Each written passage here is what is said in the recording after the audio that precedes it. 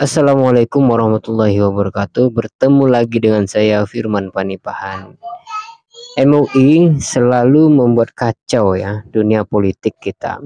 Masyarakat kita sudah banyak sekali belajar melalui pengalaman mereka dan kemudian dikacaukan dengan narasi-narasi agamis yang dikeluarkan oleh MUI dibalut dengan fatwa.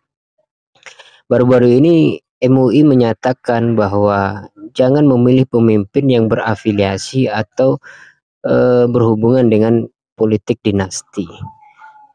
Kalau saya kadang bingung, apakah MUI itu mengerti politik dinasti itu apa? Apakah sama dengan politik identitas? Apakah sama kemudian politik kerajaan dan sebagainya? Kalaupun ada politik dinasti itu, terus siapa mau disebut sebagai politik dinasti? Orang-orang yang pro dengan Jokowi misalkan. Jokowi sekarang sudah tidak ditampuk kekuasaan. Artinya kalimat ini menuduh pemerintah sekarang yang dibela dulu oleh Jokowi dengan berbagai macam cara, dengan BLT, dengan macam-macam, termasuk kekuatannya, wibawanya dijatuhkan demi membela presiden yang sekarang. Apakah presiden yang sekarang atau pemerintah hari ini itu disebut dinasti politik atau politik dinasti? Ya, dibolak-balik aja sekalian. Jadi pernyataan agamis yang dibalut dengan fatwa itu akhirnya mengacaukan pemahaman masyarakat tentang politik. Biarkan saja, bukan berarti MUI tidak boleh berpolitik. Berpolitiklah, tapi jangan bawa nama lembaga. MUI adalah Majelis Ulama Indonesia, artinya ulama itu tidak dibatasi dengan agama saja ya. Tidak dibatasi dengan ilmu agama saja, tapi di situ juga harus belajar ilmu sosial, ilmu psikologis, politik dan semuanya. Maka berbicaralah sesuai porsinya gitu. Jadi kalau yang mengeluarkan fatwa tentang jangan memilih pemimpin yang berkaitan dengan politik dinasti adalah mereka yang bersorban kemudian mengeluarkan dalil-dalil agama, maka indikasi ini pasti adalah berkaitan dengan agama, bahwa orang yang beragama jangan pilih yang politik dinasti. Apakah politik dinasti itu dilarang di dalam demokrasi? Atau ada pengharaman fatwa dari ulama misalkan bahwa politik dinasti itu haram di dalam agama. Lalu bagaimana dengan kemudian kerajaan-kerajaan Islam di masa lalu? Dan ini dampaknya sangat luar biasa. Jika ingin mencerdaskan bangsa, maka keluarkanlah narasi yang lebih apa ya, katakan edukatif. Buatlah sekolah umum atau kuliah umum yang diisi oleh MUI yang kemudian membawa pembandingnya berbicara tentang politik dinasti. Jangan tiba-tiba atau ujuk-ujuk mengeluarkan fatwa tentang politik dinasti haram. Apa dasarnya kalau politik dinasti itu haram gitu kan?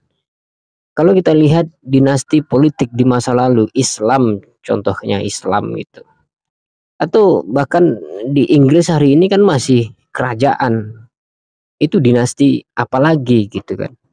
Di alam demokrasi, apalagi di Indonesia demokrasi, semua jenis politik itu dihalalkan. Politik identitas, politik berdasarkan identitas itu diperbolehkan. Memilih orang dengan dasar alasan bahwa orang itu pesek misalkan, atau orang itu berasal dari kampung saya, atau macam-macam, itu boleh diperbolehkan di dalam demokrasi, karena demokrasi tidak menutupi keragaman.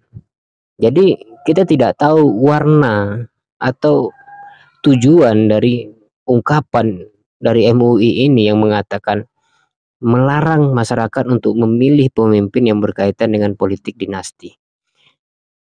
Definisinya apa kan begitu? Kalau politik dinasti misalkan seorang anak yang dibiayai oleh ayahnya untuk berpolitik, apakah itu politik dinasti? Atau seorang ayah yang politikus kemudian mengkader anaknya untuk berpolitik, apakah itu politik dinasti?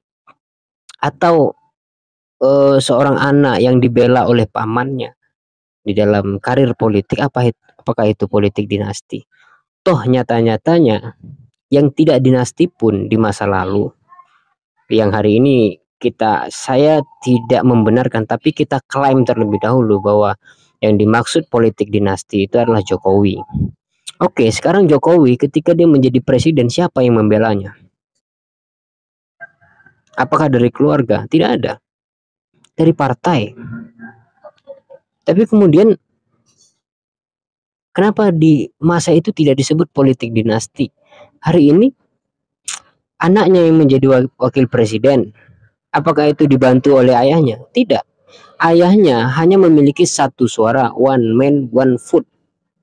Masalah dia memiliki kekuasaan, kemudian dia memiliki opini, dia memiliki kecenderungan memilih anaknya, itu hak-hak dia.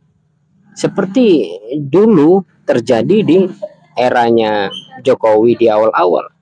Berbagai partai mengkampanyekan dirinya,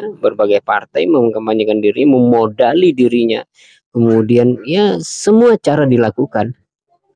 Itu kan sama saja seperti apa yang dilakukan oleh Jokowi hari ini terhadap orang yang dia bela. Jelas-jelas Prabowo bukanlah keluarga, hanya anaknya saja yang termasuk bagian dari keluarga itu. Jadi alasan politik dinasti yang kemudian disebut haram di dalam pengertian ini adalah pembahasan yang ambigu. Maka perlu diluruskan, bukan berarti seorang MUI tidak boleh berbicara politik. Boleh, sangat boleh sekali, tapi sesuai porsinya.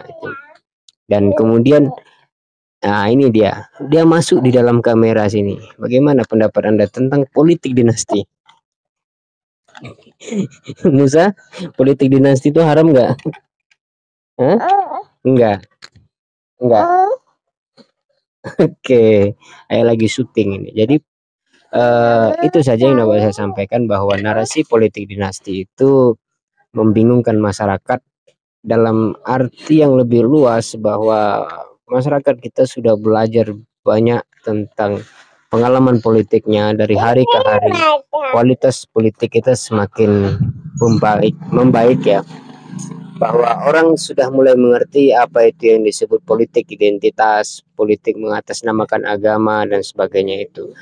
Dan politik apalagi katakanlah semuanya itu tidak berdasar ya, hanya sebagai spekulasi narasi kebencian pada akhirnya gitu, bahwa tidak ada politik yang tidak berhubungan dengan ideologi, tidak ada politik yang tidak berhubungan dengan kepentingan. Politik identitas, jika kepentingannya adalah identitas tertentu, maka partai itu juga memiliki visi yang sama di dalam semua kadernya gitu. Maka berdirilah sebuah partai. Itu juga identitas baru.